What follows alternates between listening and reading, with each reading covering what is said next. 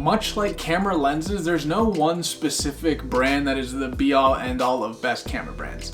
What we're going to do for this video is I'm just going to have a very casual discussion of the top 3 camera brands that people ask me about, being Canon, Nikon, and Sony. And we're going to be talking about them in relation to how they are used for video purposes.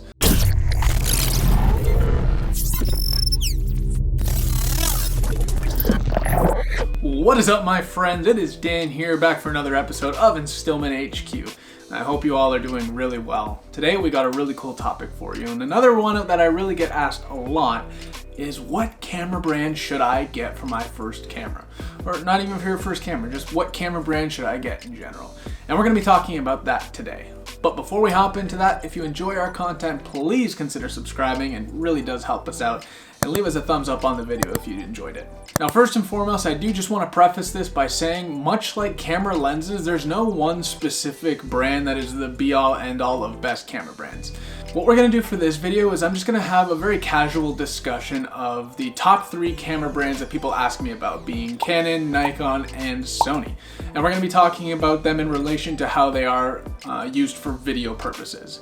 So like I said, this is going to be a very casual video. I don't want to dive too deep into camera specs. This is going to be more of a casual discussion. I have had hands-on with all the cameras I am talking about. I've worked at a camera store for the last 4 years, so I do have a lot of inside experience. But unfortunately, due to the quarantine circumstances, I can't give you hands-on footage because I don't have the cameras at my disposal. So what I'm going to do is I'm just going to overlay some footage from the official camera reveals from the affiliated brands themselves. So let's start off with the legendary Canon. I'm sure you have heard or know somebody who owns a Canon camera, and that's because they have been one of the most popular camera brands for a very long time, decades now. And there's tons of good reason for that. Canon was probably one of the first, if not the first company to make video and photo accessible into one DSLR camera. So they have definitely pioneered a lot of things in the industry. So let's see where they stack up as of today. So we'll start off with some pros of Canon. For sure, one of the major pros is their color science and skin tones, and I hear this all the time. Canon's color profile is so nice, especially for portraits. They have a really nice skin tone reproduction. And the same thing applies for video too. Right out the box, their video color is very, very pleasing, and not a lot of work is needed to be done if you don't want to do color correction. Another major pro of Canon is their ease of use.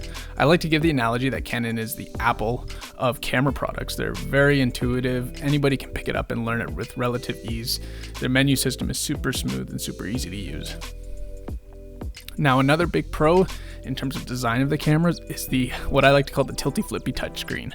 So it rotates fully. It's a fully articulating screen. It's great for vlogging and seeing yourself if you need to record yourself while shooting, which is amazing. It is a very accurate touchscreen, and the touch to focus is such a great feature that works very well on the Canon cameras. Now let's talk about some cons of Canon. Now, in the recent years, they have faced a lot of criticism that their video features are lacking, mostly because they're saving their video features for their really high-end cinema cameras. And we haven't seen a whole lot of really nice high-end video features in their mirrorless and DSLR cameras. For example, their 4K in their cameras tends to be really cropped in, and the autofocus doesn't function as well in their 4K, so that's something we'd like to see better from them. They don't have 120 frames a second in 1080, which is another thing we'd like to see from them. So just, as of right now, their video features are a little bit lacking, and that's one thing I'd like to see. Now, the Canon R5, which is yet to come out, seems to be really impressive in terms of its video features, so we're going to have to wait and see what they do with that camera. But as of right now, Canon is still a really, really great choice for anybody who's either a seasoned veteran or is just getting into video on the DSLR.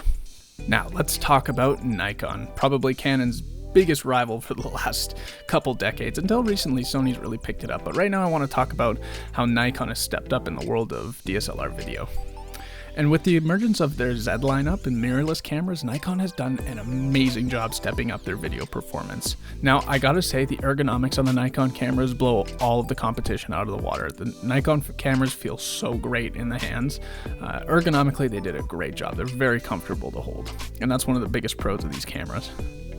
Now, their video specs are really great. They've upgraded to 4K, up to 30 frames a second, but you can upgrade that if you put on an external monitor, and you can shoot at 422 10-bit, which is amazing, with an external recorder, of course. The viewfinder and the back touchscreen are very good features on the new Z line of cameras. I really do enjoy them.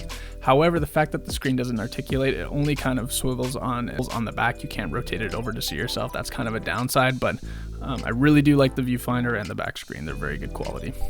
As of some negatives for this camera, probably the biggest downside of the Z series cameras is the autofocus is really slow compared to the competitors.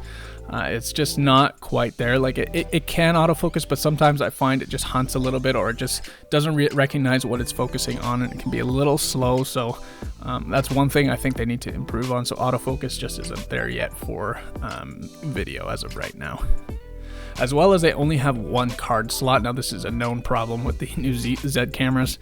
They only take one XQD card, no SD cards or anything like that, which is great for doing, high speed recording, but the cards are expensive. You got to get a card reader. It's just not a universal card yet, so one day it'll get there, but that's just kind of annoyance right now. And next, let's talk about Sony. Now, currently Sony is what the Instillment team is using. We're using a variety of full-frame Sony cameras, and they are really, really great cameras. Some of the major advantages are they're very fast autofocus on the new cameras. It's got eye tracking, which is incredible, but their face tracking is very reliable. It can track onto very fast moving subjects and just handles really well. The autofocus is a huge pro of the new mirrorless cameras from Sony. Now, I do love that the 4K is uncropped on some of the higher end models. You get the really high frame rates. You can shoot 120 frames a second at 1080, which is really good. Now, you do lose a little bit of fidelity and picture quality when you're shooting at that high frame rate, but I find when I'm shooting at that kind of frame rate, I don't mind having a little bit of loss because you really get to do that slow motion, which is nice. And I love the customizability of the Sony cameras. Now, I give the analogy that if Canon is like Apple, then Sony is like Android or Windows. It's kind of a techie camera, and it can be very daunting at first if you're not used to it, but the amount of customizability is just amazing. You can change button layout on all of the controls on the camera, which is really cool. And lastly, the low light is really good. Sony's known for making some of the best low light cameras, especially on the A7S II, one of the best low light cameras ever. You get really clean quality with a minimal loss, minimal grain in the image, which is really, really nice. Now, as of some cons for the Sonys, I don't like the size of the camera. Some people would say it's a positive that they're nice and small, but personally, I find them uncomfortable to hold. I have longer fingers, so I find my hand kind of crunches against the lenses and my pinky falls off, which is annoying. That can be fixed with a battery grip, but that just makes it a much heavier camera, which I'm not fond of. So, ergonomically, I prefer the size of the Nikon and the Canon cameras. And then on the older generation cameras, the battery life is atrocious. You need to have like 10 batteries if you're using like the Generation 2 A7S II, R2, 7 II. But they fixed that with the newer models. The battery is actually one of the better batteries on the market. So just depending on what model you have from Sony, the older ones, the batteries tends to be not so great. And then lastly, I just don't like the viewfinder or the screen. I find it's very low quality, and it's hard to tell if you're actually in critical focus without actually magnifying the image. So I just wish it was a little bit higher resolution screen and viewfinder. They're not very great viewfinders. I find them a little bit dark and hard to see if it's actually like really high quality or you hit critical focus. So those are just some of my criticisms, but I do love the Sony cameras. I think they're some of the best cameras on the market right now. And that's it. I hope you enjoyed this video, and I hope you found it useful. Like I said, every camera brand kind of has its own specific purpose and specific strengths and weaknesses. So if you have any more questions or want to reach out to us, please leave a comment down below. We'd be happy to get back to you with any questions you have about camera equipment. Now, until next time, this has been Dan from Instillment HQ. We will see you guys later.